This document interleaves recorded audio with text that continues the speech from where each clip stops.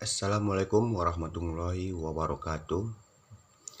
Perkenalkan, nama saya Imam Safaat, NIM 18087271, tugas pembentukan kondisi fisik pertemuan 16, yaitu bab 11 sampai bab 13. Bab 11-nya yang berjudul itu atlet kompetisi. Jelas bahwa tujuan dari pelatih atlet adalah untuk mengambil bagian dalam kompetisi. Selama kompetisi seperti itu, para atlet memiliki kesempatan untuk menguji semua faktor pelatihan dengan cara yang paling spesifik. Namun untuk mempertimbangkan kompetisi sebagai satu-satunya cara mengurangi seluruh filosofi pelatihan dan akibatnya mengganggu siklus utama kegiatan pelatihan kompetisi atau regenerasi. Klasifikasi dan karakteristik persaingan sebagai besar kompetisi dapat diklasifikasi ke dalam dua kelompok, satu kompetisi resmi atau utama dan dua kompetisi persiapan atau pameran. Yang pertamanya, kompetisi resmi atau utama dianggap sebagai penentu untuk kualifikasi atau pameran dianggap sebagai penentu untuk kualifikasi atau dalam menentukan posisi akhir dalam kejuaraan. Yang kedua, kompetisi persiapan atau pameran biasanya digunakan untuk menguji mendapat umpan baik dari atlet atau tim mengenai aspek pelatihan tertentu. Penyelesaiannya dengan kondisi khusus. Oleh karena itu, pelatihan dapat memilih untuk bersaing di tempat yang akan membiasakan para atlet untuk tampil sebagai kompetisi. Namun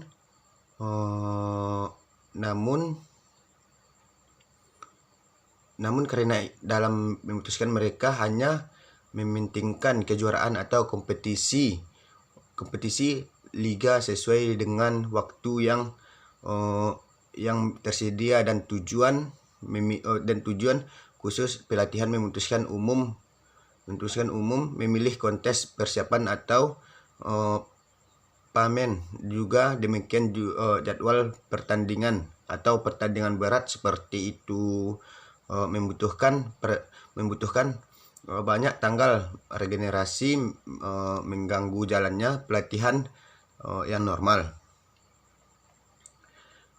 Sejauh partisipasi dalam interval antara kompetisi yang bersangkutan Bompa 1970 dan Harer 1982 merekomendasikan agar seseorang pelatih mempertimbangkan aspek-aspek berikut.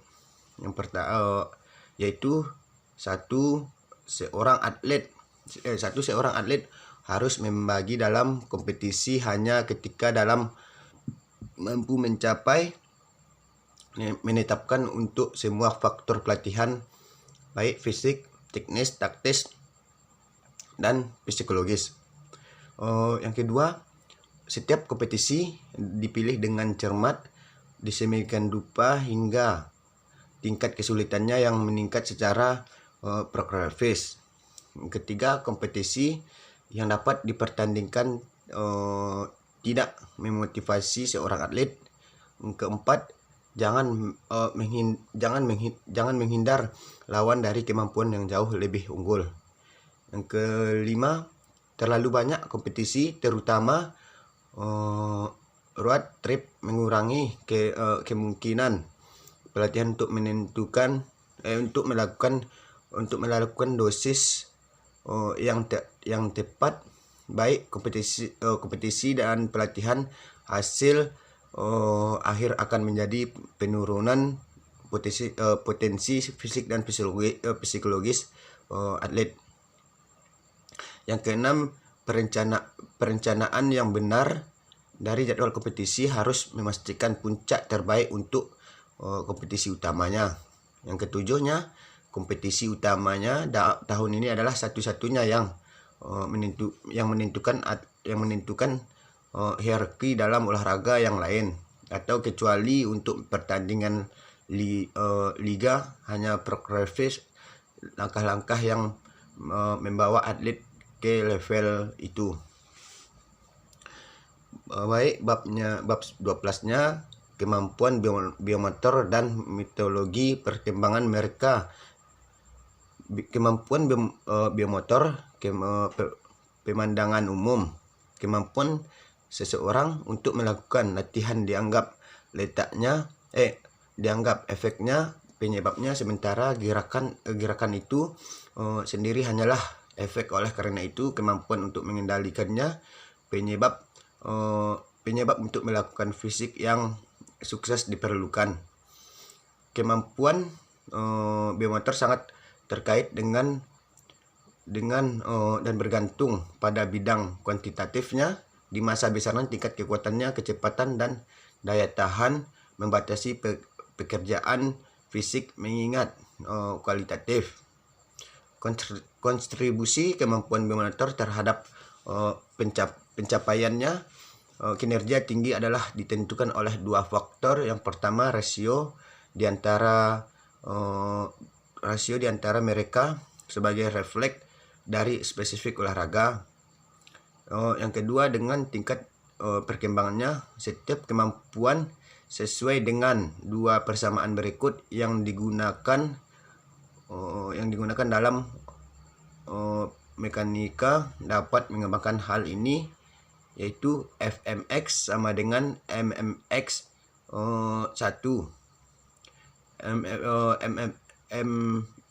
Fmx sama dengan m amx dalam kurungnya 2, di mana Fmx-nya yaitu kekuatan maksimal, mmx adalah massa maksimal, dan amx berarti akselerasi maksimum. Karakteristik fisiologis kekuatan. Kekuatan dapat diidentifikasikan sebagai kemampuan otot untuk mengatasi resistensi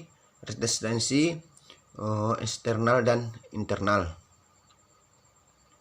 Mengikuti program latihan kekuatan otot membesar dengan sendirinya atau morfogo 1897, atau hipertrofi akibat faktor-faktor berikut. Ada beberapa faktornya. Yang pertama, jumlah morfologi benang ramping dari serat otot atau per serat otot meningkat atau hipertrofi. Yang kedua, meningkatkan kepadatan kapiler per serat otot. Yang ketiga, peningkatan jumlah protein. Yang keempat, dan peningkatan jumlah serat otot. Karena itu, jenis kekuatan berikut ini harus memiliki arti penting ke pelatih, yaitu kekuatan umum. Yang kedua, kekuatan khusus. Yang ketiga, kekuatan maksimum. Yang keempat, kekuatan muskuler. Yang kelima, daya. Yang keenam, kekuatan mutlak. Yang ketujuh, kekuatan relatif. Yang kedelapan, cadangan kekuatan. Bab 13-nya metode identifikasi talent. Dalam pelatihan ada dua metode dasar. Ada dua metode dasar, seleksi alami dan ilmiah. Kriterialan digunakan untuk identifikasi bakat, kesehatan, kualitatif, biometrik, heredity. Tabel 31, pengukuran biometrik untuk dayung pria Radut 1973, dalam setiap olahraga harus ada model yang ideal dan diterima untuk kedua faktor utama kinerja dan identifikasi bakat. 8 tes biometrik yang dianggap paling relevan untuk mendayung, yaitu yang pertama, berdiri kembali ke dinding lengan di atas kepala. Yang kedua, berdiri kembali ke dinding lengan terentang menyamping setinggi bahu. Yang ketiga, duduk kaki direntang kembali menempel ke dinding. Yang keempat, duduk kembali ke dinding, kakinya terentang. Yang kelimanya, lebar bahu diukur sebagai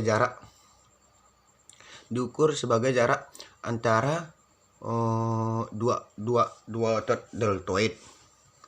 Yang keenam, berdiri di bangku pengukuran. Ambil posisi berjongkok, kedua tumit di bangku dan raih serendah mungkin. Yang ketujuh, amplitudo spesifik, panjang kaki plus panjang tambahan dari ke lutut kaki. Yang terakhir, berat badan dalam kilogram. Sekianlah tugas saya pembentukan kondisi fisik. Kalau ada salah dan mohon dimaafkan. Wabillahi taufiq wal hidayah. Assalamualaikum warahmatullahi wabarakatuh.